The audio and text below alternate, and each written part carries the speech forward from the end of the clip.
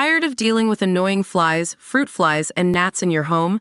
The Zevo Flying Insect Trap is your ultimate solution. Don't wait. Check out the link in the video description now to get your Zevo Flying Insect Trap on Amazon and enjoy a bug-free home today.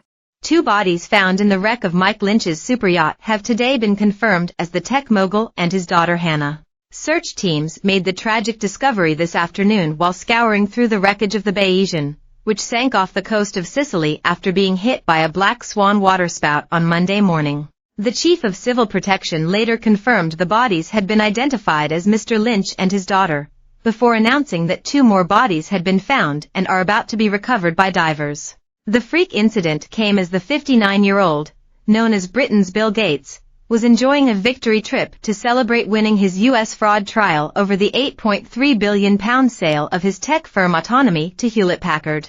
In a separate tragedy, Stephen Chamberlain, the former vice president of finance at Autonomy and Mr. Lynch's co-defendant, died after being hit by a car while out jogging in Cambridgeshire on Saturday. 4 other guests have been missing since the sinking, with specialist divers desperately trying to access the boat amid hope survivors could be alive in air pockets inside the vessel. Those still unaccounted for are Morgan Stanley boss Jonathan Bloomer, his wife Judy, and U.S. citizens Chris Morvillo and his jewelry designer wife Nada Morvillo.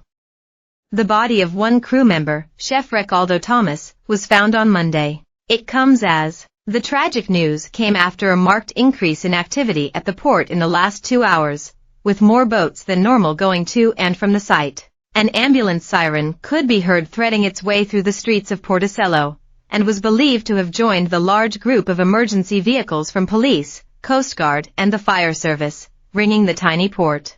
At 2:58 p.m. UK time, a fire service boat bearing what appeared to be at least one body bag came into shore. Rescue workers lined the shore as the boat drew alongside, with a Coast Guard vessel pulling in front to block the view of media so the body could be removed with dignity. The body bag was then taken to a waiting ambulance in the harbor. Salvo Cosina, the director of Sicily's Civil Protection Agency, confirmed 2 bodies were found in the wreck today and that divers have already brought them to the surface. He would not confirm the identity of the victims or whether they were male or female. He said, "On behalf of myself and my colleagues, I would like to express my deepest sympathy to the families of the victims and express our condolences and closeness to them at this difficult time." The challenging operation has been hampered by issues, including access to cabins being blocked by debris and thick silt preventing divers from being able to see inside windows. The discovery of the bodies would diminish hopes that the remaining 4 missing passengers will be found alive as the rescue mission enters its 3rd day.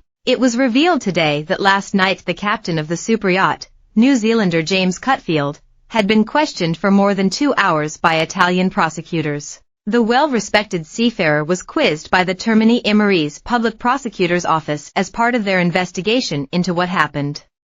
It is expected they will also speak to the other passengers and crew members as part of their Speaking in hospital the morning after the incident, Mr. Cutfield told Italian journalists, "We didn't see it coming." Part of the investigation will look into whether hatches had been left open by crew and whether these caused the boat to sink in a matter of minutes. The captain's brother, Mark Cutfield, said he was a very good sailor and was very well respected in the Mediterranean.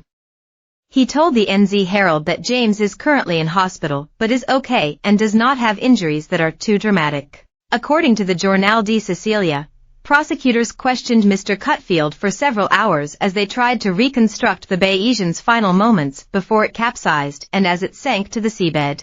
The yacht had been carrying 10 crew members and 12 passengers when it was hit by tornado-speed winds during a severe thunderstorm at 5 a.m. on Monday, August 19.